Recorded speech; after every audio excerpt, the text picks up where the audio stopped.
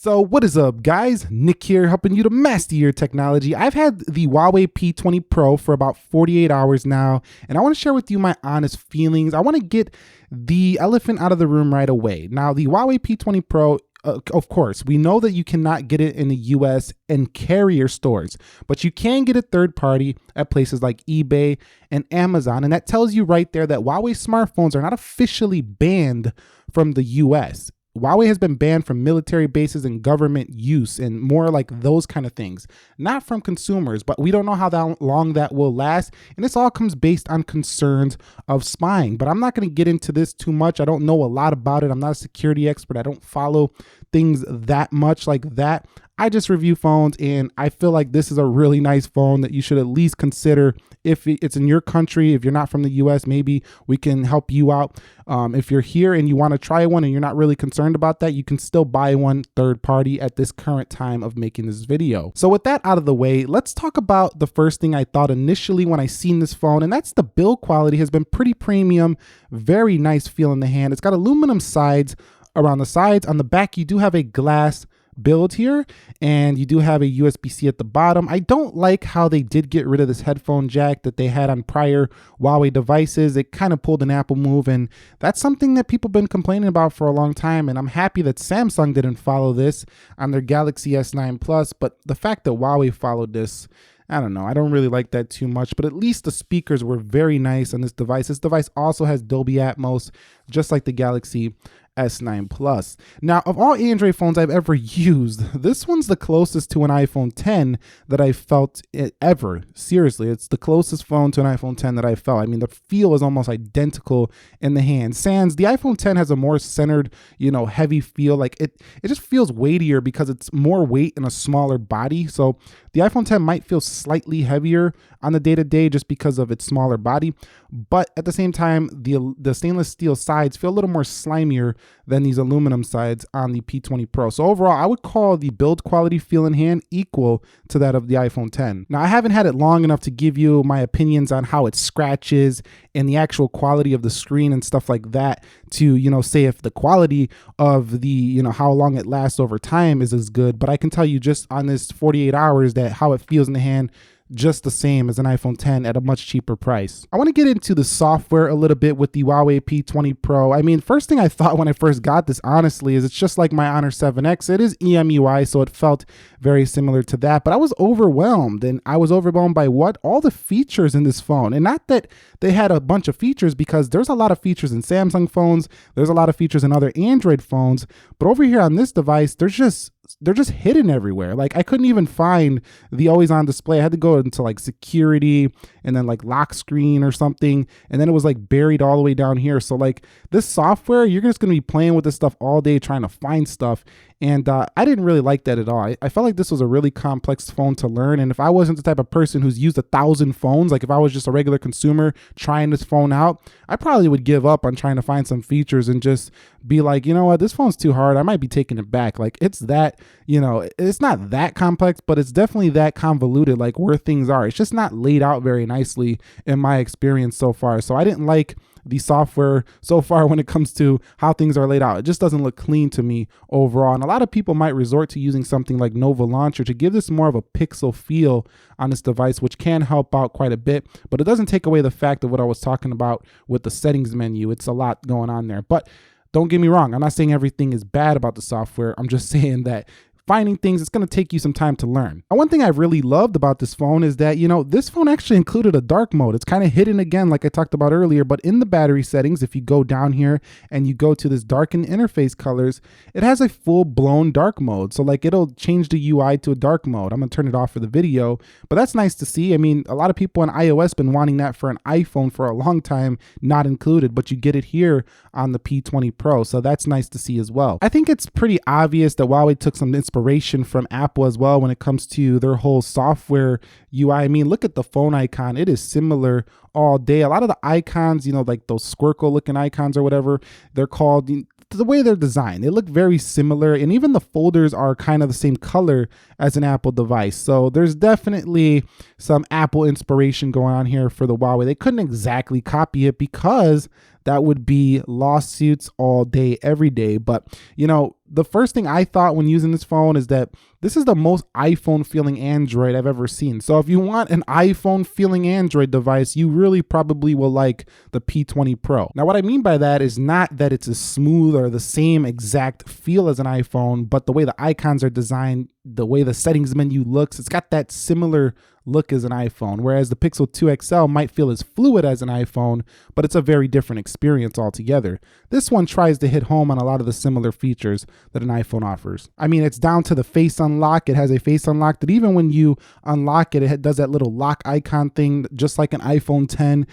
It's also got fingerprint scanner like some older iPhones had. It also has a notch here. You can hide the notch, which they tried to one-up Apple on that one. Going into the camera, this is where it doesn't look too similar, but they do include something like Apple offers again with the motion photos here, live photos for Apple. So there's a lot of inspiration here. Not everything is exactly the same, but like I say, a lot of things very similar to an iPhone 10 here. Now, a lot of people ask me, well, what about that chin at the bottom? How do you feel about this? Well, if you remember back to my iPhone 10 original videos, I didn't like how the notch was so large, cutting into the content of the display.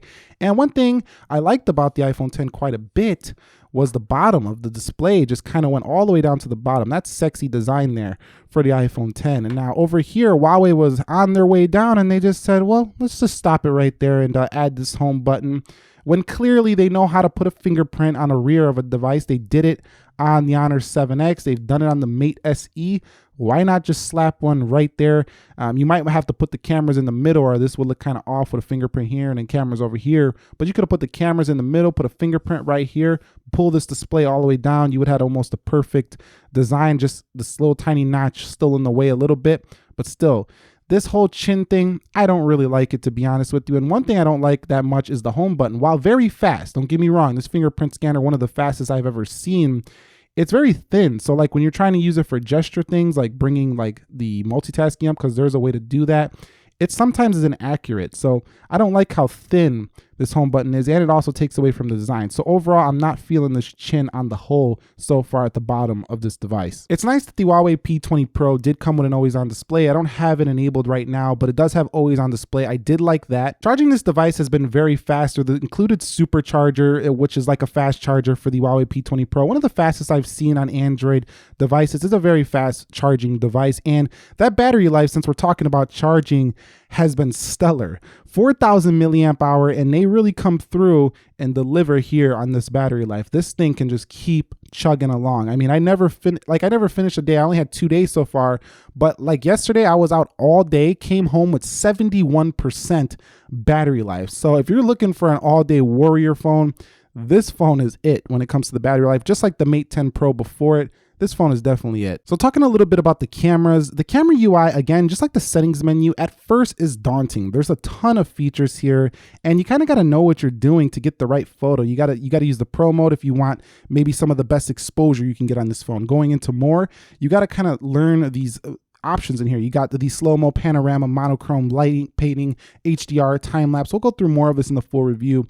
But the ones I really liked the most was the monochrome, and I haven't tried out the slow-mo, but I did like the good food mode. That really touched up some photos. But going in the photos and settings, Master AI is right out of the box turned on, and this kind of makes photos look fake, so I don't really like the Master AI. I recommend you turn that off if you are using a P20 Pro and you want a more natural-looking photo. Turn off the Master AI, because sometimes it's off and it really over sharpens and oversaturates photos, makes them look very fake in my opinion. The focus is on point with the 40 predictive focus point. This thing is on point. Focus is strong on this device, very good in video as well when it comes to focus. Now video does have an issue with stabilization. I've heard about it and I've tested it, and you're going to see in a little bit my examples here, but the focus on this phone is spot on. So if you like focusing, you like really good focus, this is some of the best focusing I've ever seen on a smartphone.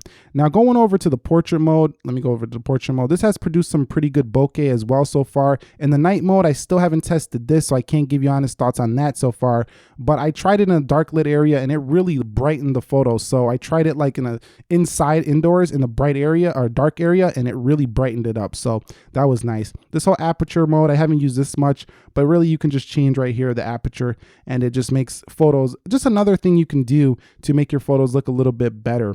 But if you go into the settings here and go into resolution, you can see you have 40 megapixel camera here.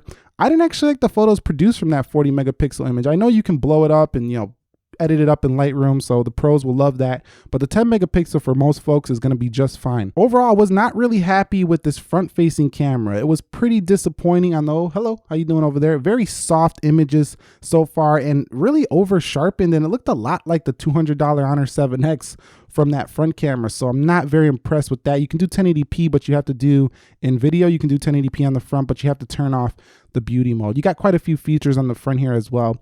Overall, the camera UI, while I think it does have quite a bit it's offering, it's not the most simple to use, and definitely some of the other phones out there have this beat when it comes to everyday use. But the pros, the people who really want to dig in and tweak and be manual with their camera, they're really going to like this. But I'm going to shut up here. This is my thoughts on it so far. Take a look at these photos and let's see how it performed.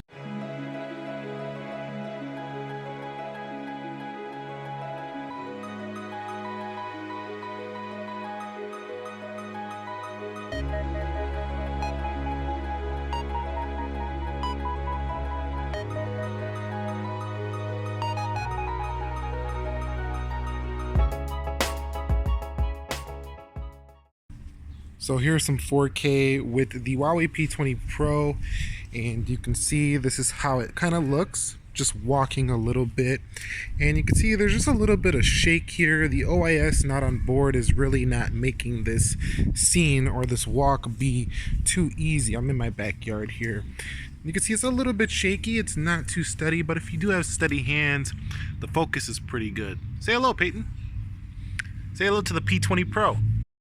Okay, so here's the 1080p example. You can see that this is probably OIS on board, optical image stabilization. Let's go ahead and walk. Come on, let's walk a little bit and see how this one does. This should be a lot smoother in comparison to the other sample I just showed you. And you can see again, there's my dog. And that's the 1080p clip example for the P20 Pro. Hey, say hello to the P20 Pro. They're trying to see you there, bud. Say hello. One thing I also liked a lot about this phone was the phone call quality. It was very good reception everywhere I went, even though it's in the US here, and had pretty much 4 to 5 bars everywhere. And I also had, really good phone call quality. Very loud speakers. Audio is great.